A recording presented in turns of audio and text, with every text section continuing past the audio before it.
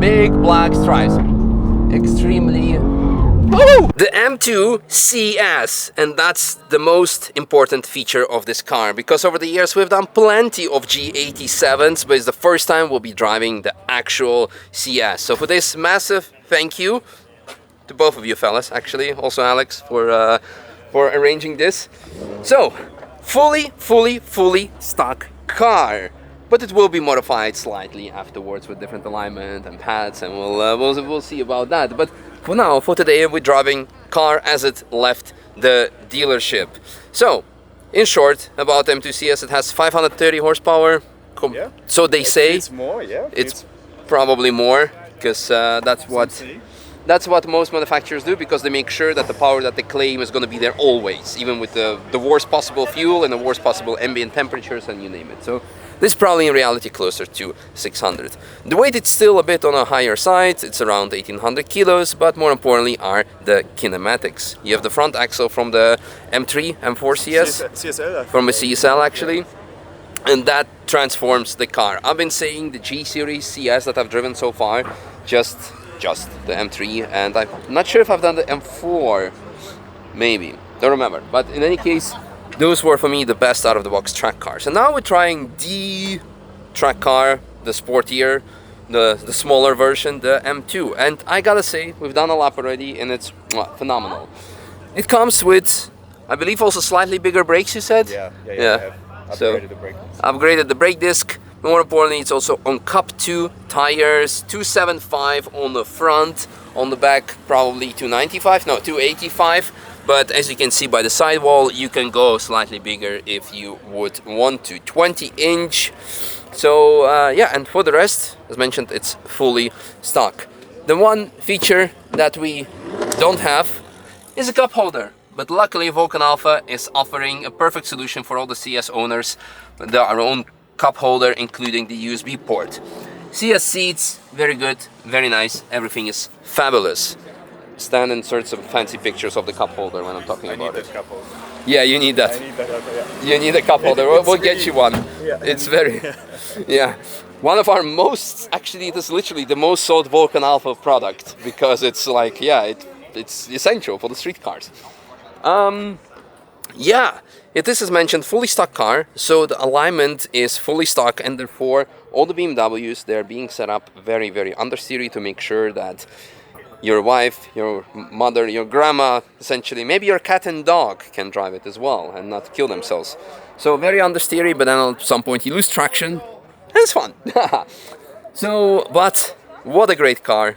Absolutely amazing, great to drive. You said you had a GT3 before, had? Yeah, GT3 RS and GT3, yeah. Yeah, and this is actually easier to drive, you said? No, easy. Actually, the Porsches are Easy. easy to drive fast. I'm happy to be to have a little challenge here, but I'm impressed what you pay and what you get, how close it gets from the speed, traction, and so on. Of course. It's not a GT3, obviously. Yeah. But it's well insane. done, BMW, I have to say. It is. Yeah. It is. It's really insane what you get out of a street car, how capable it is on the track. Such a heavy street car. Yeah, it is. Unusable minus the cup holder, but there's a solution for that. So all I want to say, enjoy the lap. This is insane, phenomenal. I loved it. And we're going to do another one later in the future when we do the alignment on the car and maybe some other tweaks, but you're going to see how this will transform the car. Maybe we're gonna include both laps in a single one, because we have so much content that maybe by the time the car is back for alignment, or should we do two? No, stay tuned. Enjoy this one for now. Thank you very much once again for the lap. It was super cool. Yeah. Super excited about this lap. Extremely excited because it's an M2 CS. And so far, the G series CS models have been for me the best cars that BMW has produced. The M3 and M4 CS that I've driven. Have I done an M4 CS? I've done an M3 CS, and I said this is the best out of the box car for the Nürburgring. So this should be great as well. Compared to the non-CS model, we have no cup holder that you can replace by a VULCAN ALPHA one, or you can actually add VULCAN ALPHA kit. More horsepower, 530, but it might be secretly more.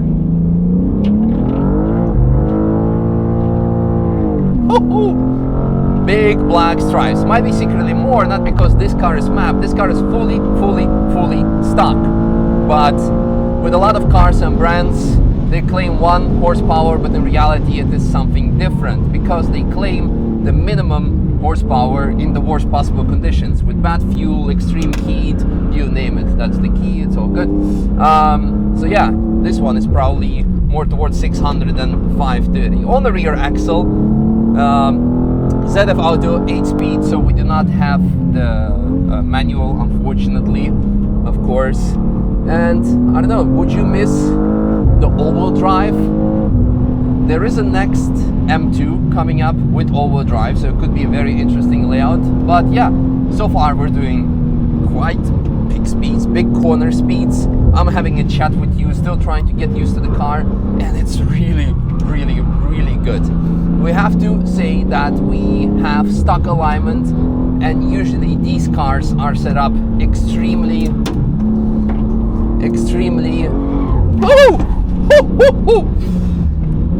extremely safe and understeery initially, and then the traction breaks out through the understeery front axle and you need to catch it. And this is, of course, I'm driving with full DSC off, something that we don't even do in racing. All our race cars, we do at least like number 2 traction control out of available 8 or so. Whether it's an M4 GT4 or a cup car, you want to use that traction control just so you can send it. You can still lose the traction, you will lose the traction, but if you go on too much of a drift angle, the car will save you. In this case, I don't do that. Why? Because I just want to feel the car, how it drives in an absolute pure form without any interferences whatsoever. A bit more about the driving modes. I am driving now in so-called M2. There's a bit of understeer coming. We need that front camber, but the good thing is the owner said that we are going to do the alignment on this car, and then we can go again. It's not completely happy about the tire pressure for some reason, but yeah, it's fine. Watching out here. Extra cautious. Anyway, more about the driving modes. Yes, I'm driving in an M2 DSC fully off. The engine response is on Sport Plus. Everything is Sport Plus, with the exception, look at that, we have that's a facelift G model, yeah, because it has the CSL taillights but not the badge. And also such a great car. Drove one last year or year before and was insane. But yeah, everything is Sport Plus with the exception of the brake, because brake you can set in sport or in comfort. I prefer the comfort because the brake performance is the same, but the pedal travel is different. Oh man, this car is screaming for so much more camber, because there's like, you're missing on so much corners, so much rotational speed. And this is done.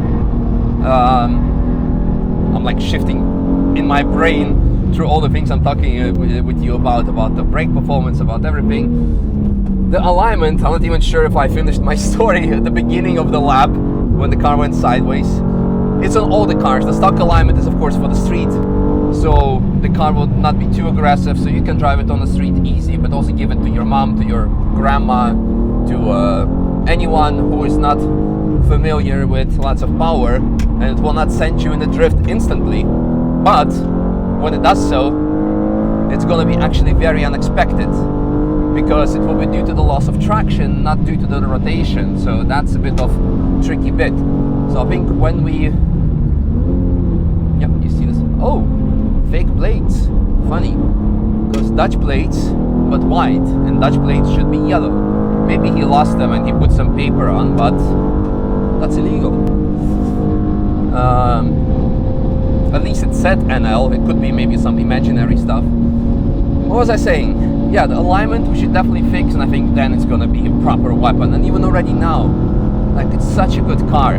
For me, the biggest disappointment of the year was, because you know I'm sort of affiliated with BMW. I have had M3 Touring, then I went for M5 Touring, and now the contract expired with the M5 Touring, and I spoken to them. They're like, okay, Misha, what do you want it to be the next car? I guess they're happy enough to work with me, so I'm like, M3 Touring 24-hour special. Well, what about the street car? I'm like, okay, can we do the M3 Touring CS? Sorry, out of production, and the normal M3 Touring also out of production. You cannot order them already anymore. But that aside, the car is the most sold, most successful car from BMW M history, so it needs no promotion. So yeah, thank you, but it's we cannot give it to you because it's simply not in our portfolio anymore. I'm like, I'm like, okay, as a family man, maybe I should go with the X3M or X5M. They're like, yes, you can, but all the X models are being built in the United States. So before the car that you spec with your color and everything gonna be here, it's gonna be many, many months. I'm like, man. So I'm gonna go with the normal M5 Touring again, because as a family man, I need the extra space and a bit of performance. But otherwise, M3 Touring CS or M3 CS Touring, even though I didn't even drive one, but knowing how good the CS products of BMW are, how great they are, how good the normal M3 CS is, I should have just bought one and have one for myself. That was the biggest mistake of my life. I know now I'm gonna have so many DMs like, oh, we have one in our dealership, or I have one, I want to sell one. No, I'm one of those guys. Like, I want just it to be mine. Maybe in 10, 20 years I'm gonna end up building one for YouTube's or you name it, but for now we have another M5 Touring coming up, and Lucid Gravity picking up in 2 days. So as a family we're quite set. Oh, look at that, M5 Touring E39. Does it have a Madonna on the back seat? OGs will remember. Yeah, but super impressed, super happy with this car. Just need to fix the alignment slightly. But again, we're doing, I hope this video speaks for itself. We're doing great speeds. Yeah, it came true. We're doing great speeds. I'm having a conversation with you, and it's just amazing. I really want to do one with better alignment, because now the understeer is a bit unfortunate, but it is what it is. Can you see us? Yes.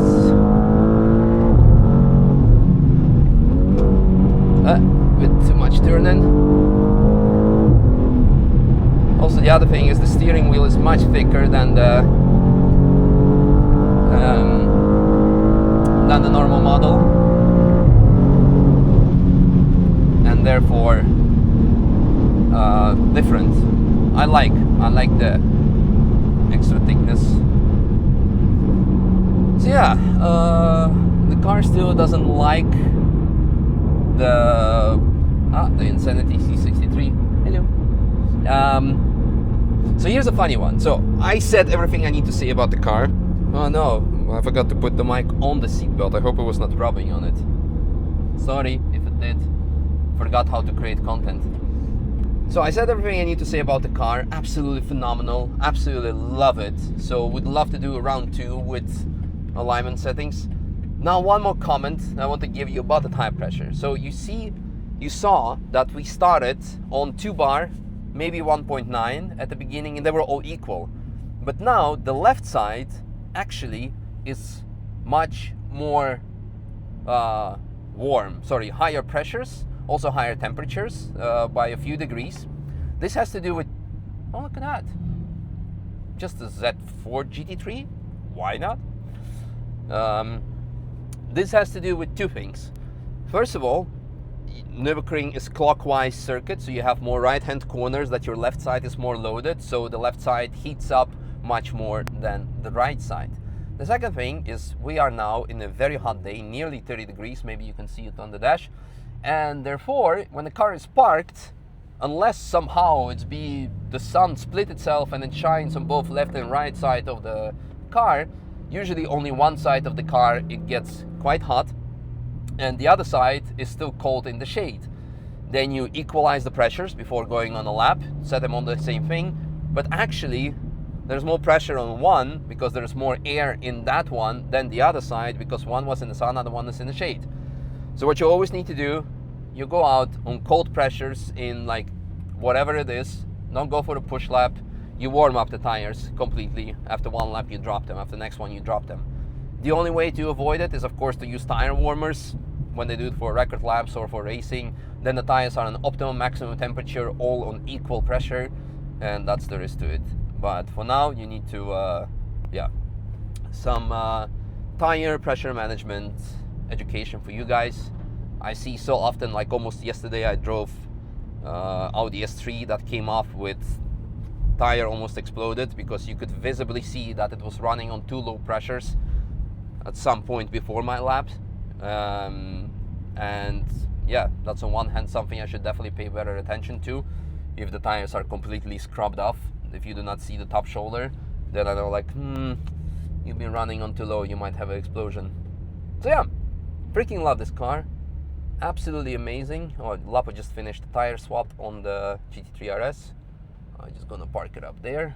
And then I'm gonna go in this train of Citroën C1s. Absolutely magnificent. Alrighty. Thank you very much for watching. Thank you very much for the lap. And I'm seriously extremely looking forward to do another lap soon with another alignment. That's gonna be an absolute weapon.